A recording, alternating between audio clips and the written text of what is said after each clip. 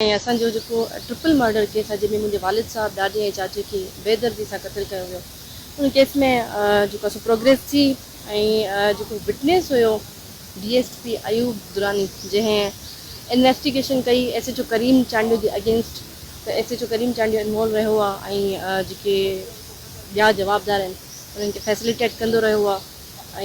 CDR वगैरह जो record आहे पूरो जो ऑनरेबल कोर्ट में ऑलरेडी सबमिटेड है हुन अची करे उहा कंफर्मेशन ॾिनी कोर्ट के असां एविडेंस हलिया मां शुरू का वठी चवां थी पई त बीइंग स्टूडेंट ऑफ लॉ मां सम्झां थी त उहे एविडेंस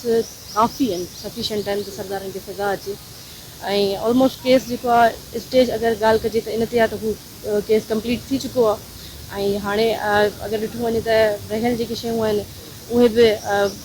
डे बाय डे अगर केस हलंदो असां छो त ॾिसो न मां हिकिड़ी शइ चवां थी त असां कोर्ट में अचूं था पिया केस परसू कयूं था